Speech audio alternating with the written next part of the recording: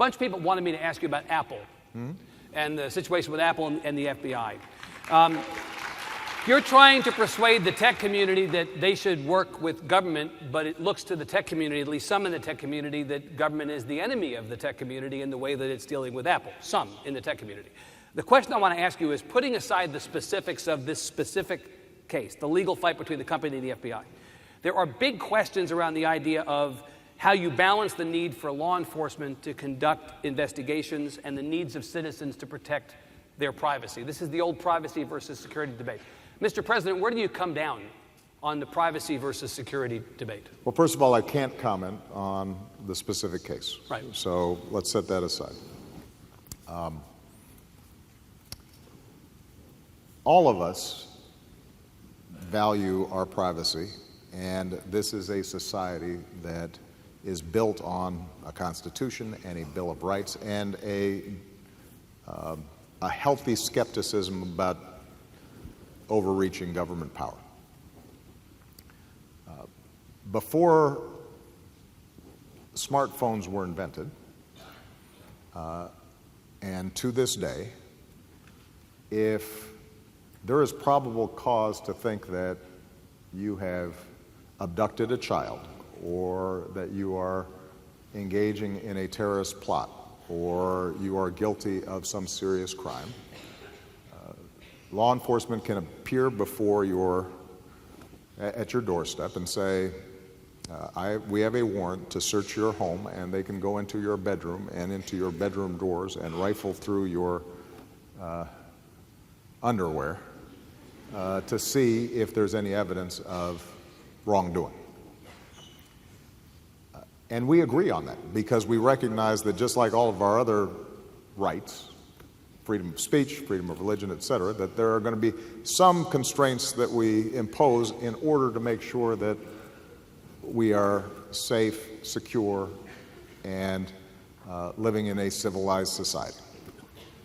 Now, technology is evolving so rapidly that new questions are being asked. And I am of the view that there are very real reasons why we want to make sure that government cannot just willy-nilly get into everybody's iPhones that is full of, or smartphones that are full of very personal information and very personal data.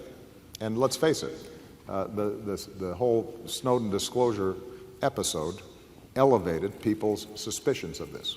So does popular culture, by the way, which makes it appear as if, I'm in the sit room and I'm moving things, and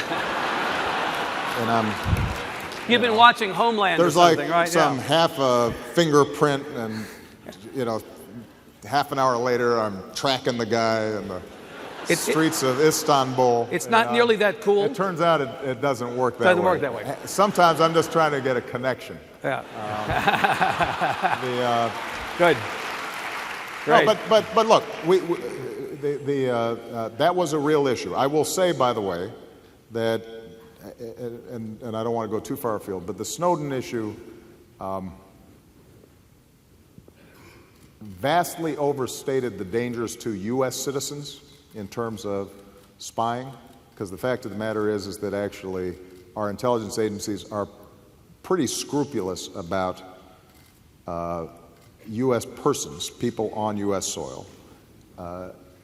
What those disclosures did identify were excesses overseas with respect to people who are not in this country. A lot of those have been fixed. Don't take my word for it. There was a panel that was constituted, an independent panel that just graded all the reforms that we set up to avoid those charges. But I understand that raised suspicions, all right? So we're concerned about privacy. We don't want government to be looking through everybody's phones, willy-nilly, without any kind of oversight or probable cause or a clear sense that it's targeted at somebody who might be a wrongdoer. What makes it even more complicated is the fact we also want really strong encryption, because part of us preventing terrorism or preventing people from disrupting the financial system or our air traffic control system or a whole other set of systems that are increasingly digitalized is that hackers, state or non-state, can't just get in there and mess them up. So we've got two values, both of which are important. Right. Right?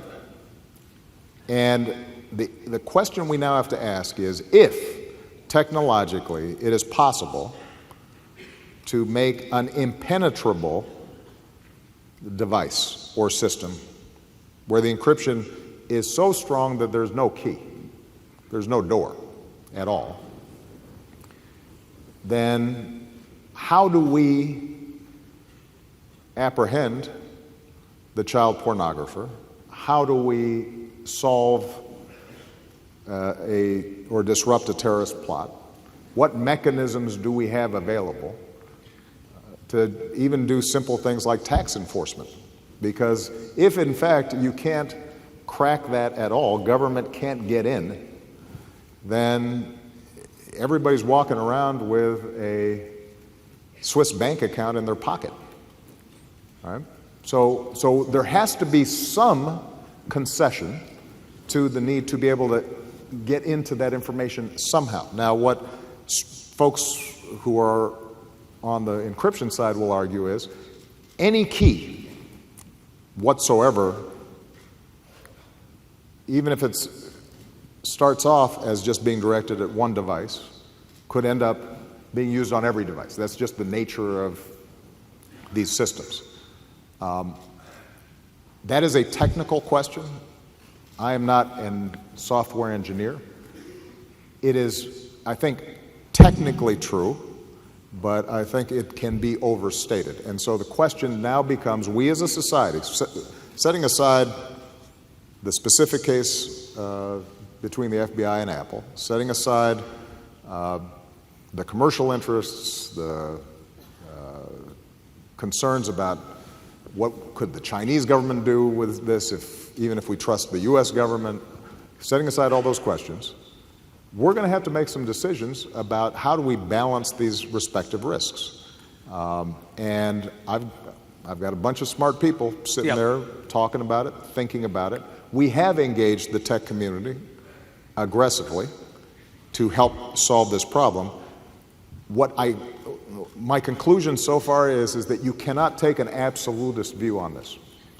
So if your argument is strong encryption no matter what, and we can and should in fact create black boxes, then that I think does not strike the kind of balance that we have lived with for 200, 300 years, and it's fetishizing our phones above every other value, and that can't be the right answer. I suspect that the answer is going to come down to how do we create a system where the encryption is as strong as possible, the key is as secure as possible, it is accessible by the smallest number of people possible for a subset of issues that we agree are important. How we design that is not something that I have the expertise to do, but I caution, I am way on the civil liberties side of this thing. Bill McCraven will tell you that I anguish a lot over the decisions we make in terms of how to keep this country safe, and I am not interested in overthrowing the values that have made us an exceptional and great nation simply for expediency. But the dangers are real. Maintaining law and order and a civilized society is important. Protecting our kids is important.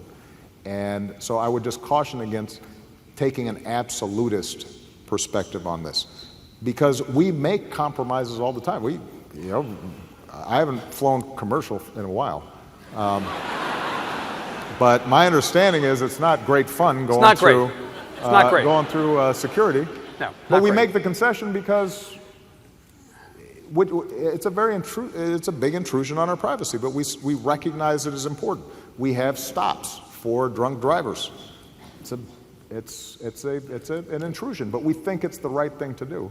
And this notion that somehow our data, is different and can be walled off from those other trade-offs we make, I believe is incorrect. We do have to make sure, given the power of the internet and how much our lives are digitalized, that it is narrow and it is constrained and that there's oversight. I'm confident this is something that we can solve, but we're going to need the tech community, software designers, people who care deeply about this stuff to help us solve it. Because what will happen is if everybody goes to their respective corners and the tech community says, you know what, we either we have strong, perfect encryption, or else it's Big Brother and an Orwellian world. What you'll find is that after something really bad happens, the politics of this will swing and it will become sloppy and rushed, and it will go through Congress in ways that have not been thought through. And then you really will have a danger to our civil liberties, because we will have not done, the people who understand this best and who care most about privacy and civil liberties have sort of disengaged or have taken a position that is not sustainable for the general public as a whole over time.